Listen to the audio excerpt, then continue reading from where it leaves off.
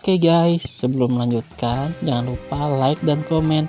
Dan yang baru bergabung, jangan lupa subscribe dan aktifkan loncengnya.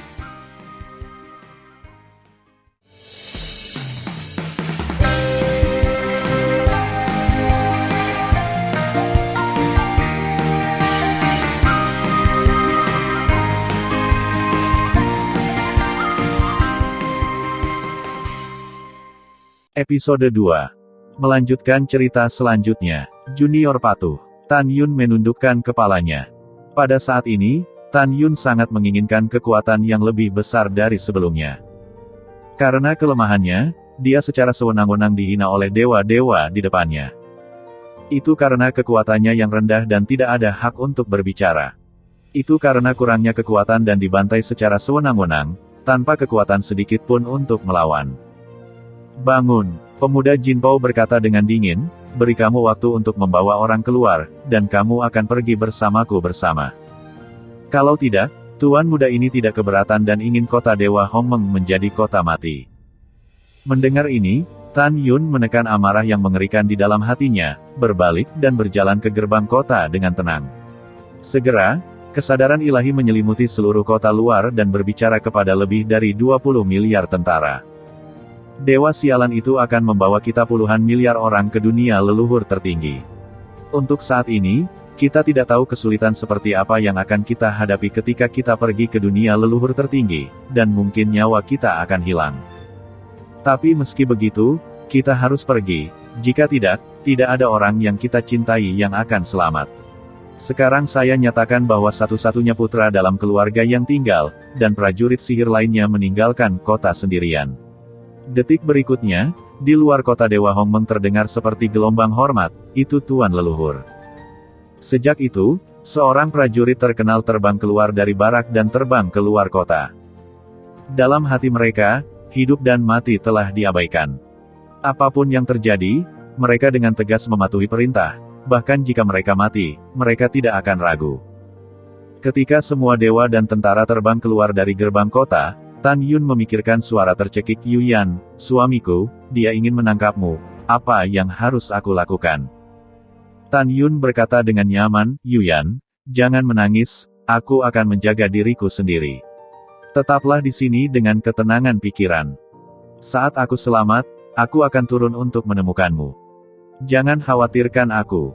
Yuyan di dalam gunung Hongmeng Sensan, berlinang air mata, berkata, kamu harus berjanji padaku bahwa tidak akan terjadi apa-apa. Oke, aku berjanji padamu. Tan Yun berbalik dan terbang keluar dari gerbang kota setelah transmisi suara yang enggan. Saat ini, puluhan miliar prajurit telah berdiri dengan rapi. Pria muda berjubah emas melihat dengan jijik puluhan miliar tentara.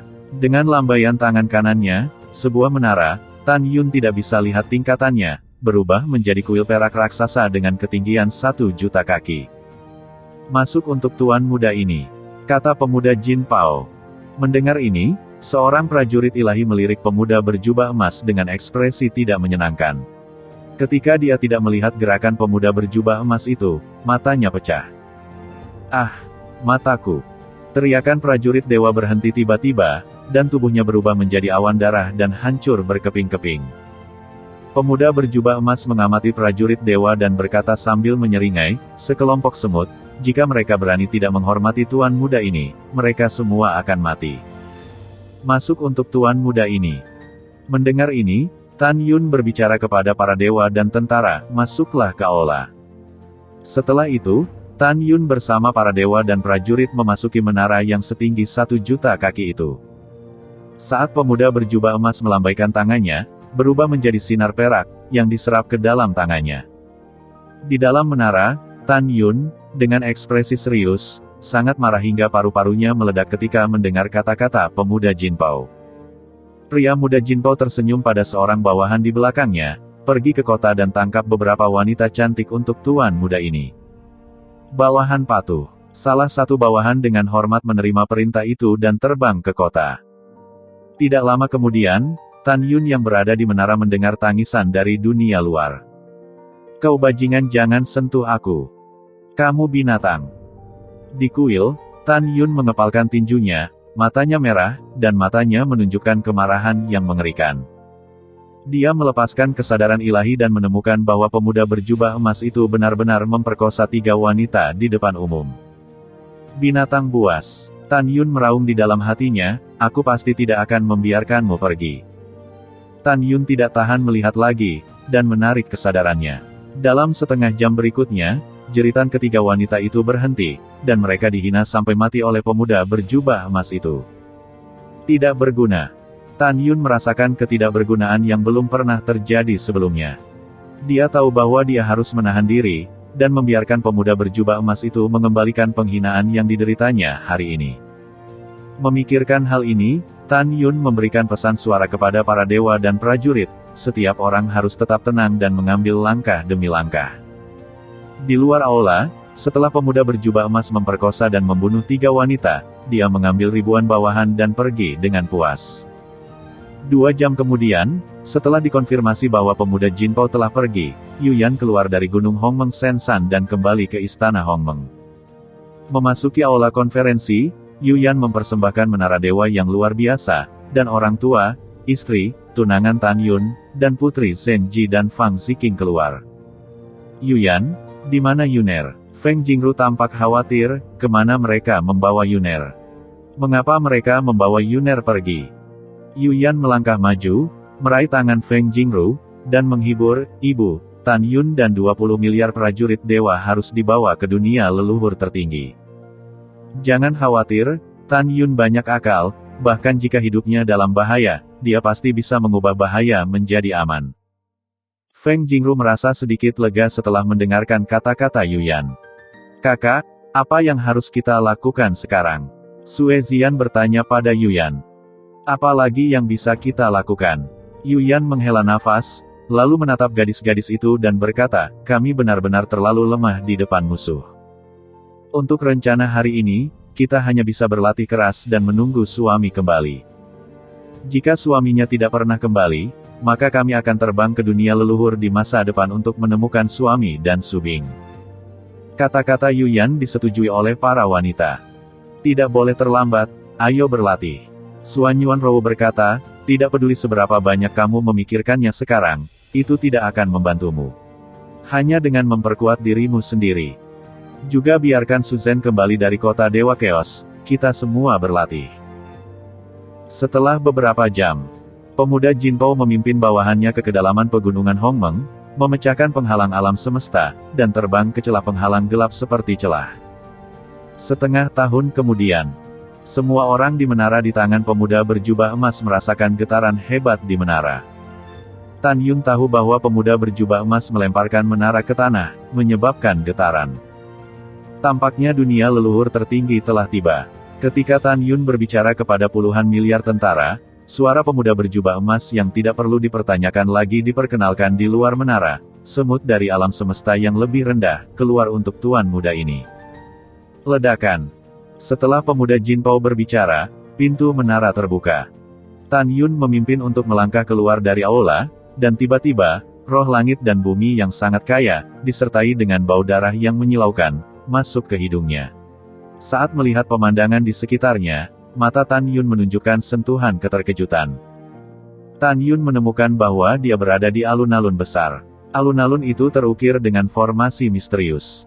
Dengan pengetahuannya tentang teknik formasinya, dia tidak tahu formasi apa itu. Di setiap alur formasi, masih ada darah kering, kotak yang sangat besar, begitu banyak alur susunan darah, tanpa darah ratusan juta orang, tidak dapat diisi. Selain itu, di tengah alun-alun raksasa, berdiri sebuah altar langsung ke langit. Permukaan altar abu-abu mati juga diukir dengan formasi berkelok-kelok, dan darah di formasi altar belum mengering. Darah mengalir perlahan di sepanjang pola, menuju altar yang dimasukkan ke dalam awan. Selain itu, permukaan altar diukir dengan 4 karakter raksasa, Altar of Bliss. Melihat pemandangan ini, wajah Tan Yun berubah drastis, dan dia diam-diam berkata, mungkinkah binatang ini menangkap kita untuk pengorbanan darah? Tepat ketika Tan Yun diam-diam berpikir, suara serak tua terdengar dari altar, Tuan muda, terima kasih banyak. Tidak ada kerja keras. Pria muda berjubah emas itu tampak merindukan, pendeta besar, tuan muda ini pergi ke alam semesta yang lebih rendah dan menangkap puluhan miliar semut. Saya ingin tahu apakah bahan pengorbanan darah ini cukup untuk ayah saya dilahirkan kembali. Dari percakapan antara pendeta tinggi dan pemuda berjubah emas, Tan Yun mengetahui bahwa pendeta tinggi akan membantu ayah dari pemuda berjubah emas untuk dilahirkan kembali. Cukup sudah. Suara serak pendeta datang dari atas altar langsung ke langit. Bagus. Pria muda berjubah emas berkata dengan penuh semangat, ketika ayahku terlahir kembali, aku pasti akan membuat benua timur, Nanzu, dan dunia Dewa Beizu terlihat bagus pada saat ayahku terlahir kembali. Itu alami. Imam besar membunyikan niat membunuh di langit, ketika penguasa terlahir kembali. Cepat atau lambat, wilayah Dewa Sisu saya akan mendominasi dunia leluhur tertinggi di bawah kepemimpinan Sekte Dewa Kebahagiaan saya. Ya, pemuda Jinpao menganggukkan kepalanya dan berkata, Tuan Muda akan menangani hal-hal lain terlebih dahulu, dan semut-semut ini akan diserahkan kepada pendeta. Oke, Tuan, pelan-pelan, kata imam besar duduk bersila di atas altar di lautan awan yang luas. Imam besar berusia sekitar 90 tahun, mengenakan jubah hitam legam, dan meskipun duduk bersila, tingginya mencapai 40.000 kaki. Tidak diragukan lagi jika imam besar berdiri, tingginya cukup mencapai 100.000 kaki. Setelah pendeta tinggi menyaksikan pemuda Jinpao pergi, dia melihat ke bawah ke alun-alun. Kecuali Tan Yun, puluhan miliar tentara dewa yang sudah gemetar ketakutan, menunjukkan rasa jijik terhadap kehidupan di mata raksasa yang keruh. Dia berkata dengan acuh tak acuh, kemarilah, bawa mereka ke istana kebahagiaan, biarkan semut ini menaiki altar, dan dapatkan darah dan jiwa. Itu imam besar. Dengan suara hormat, di atas alun-alun Altar of Bliss, 3 murid yang mengenakan jubah dewa dan mencapai ketinggian 10.000 kaki terbang ke depan Tan Yun. Tidak diragukan lagi mereka berkata, ikutlah denganku dengan patuh, kamu akan mati dengan nyaman. Intinya, jika tidak, kamu akan mati dengan jelek.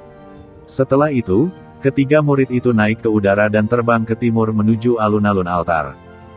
Ketiganya hanyalah raja leluhur dari tingkat kelima.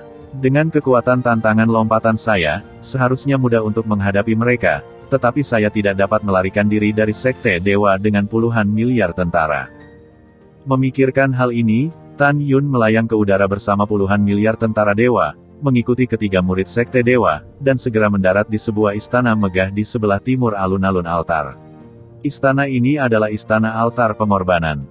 Semua masuk. Setelah ketiga murid itu berteriak, mereka melangkah ke istana. Setelah Tan Yun dan yang lainnya memasuki Hall of Bliss, para dewa dan tentara mempercepat langkah mereka, melampaui Tan Yun, dan mengepung Tan Yun di tengah. Jelas, meskipun mereka tahu bahwa siapapun yang berjalan di depan akan mati lebih cepat, meski begitu, mereka masih menahan rasa takut dan melindungi Tan Yun. Mata Tan Yun sangat tersentuh. Ada alam semesta di istana, dan dunia luar hanya menempati 1 juta kaki, tetapi setelah Tan Yun dan yang lainnya masuk, mereka menemukan bahwa ruang internal telah meluas puluhan ribu kali, cukup untuk dengan mudah menampung ratusan miliar orang. Ketika Tan Yun dan yang lainnya mengikuti ketiga murid itu ke tengah Bliss Hall, di kedalaman aula, seorang murid yang mencapai ketinggian 10.000 kaki dan memancarkan roh jahat berdiri. Mata Tan Yun menyusut, dan dia menyadari bahwa orang ini adalah ranah kaisar leluhur tingkat 2. Murid yang penuh amarah memandang Tan Yun dan semua orang dengan senyum menyeringai, selanjutnya, saya ingin Anda naik ke altar. Sebelum Anda mati, ingatlah bahwa nama saya Luolong, hahaha. Begitu tawa turun, Luolong membuka tangannya yang besar, dan telapak tangannya meledak dengan kekuatan dewa, menutupi ratusan tentara sihir, dan membawa ratusan dari mereka ke telapak tangannya. Tidak. Apa?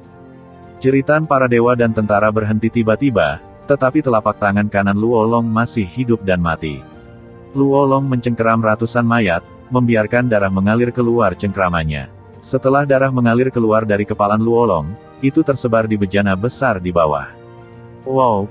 Telapak tangan kanan Luolong mengendur, dan tulang ratusan tentara berserakan di tanah. Melihat mayat-mayat di tanah, mata Tan Yun di antara kerumunan basah, tinjunya terkepal, dan amarah yang tak ada habisnya memenuhi hatinya. Mata prajurit lainnya dipenuhi dengan air mata. Adegan kejam seperti itu menyebalkan. Namun, Luolong terlihat sangat menikmatinya, semut benar-benar semut. Dengan sedikit cubitan, mereka semua mati hahaha. Pada saat ini, Jiwa dari ratusan tentara dewa setelah kematian mereka melayang di aula, menatap Luolong dan mengutuk.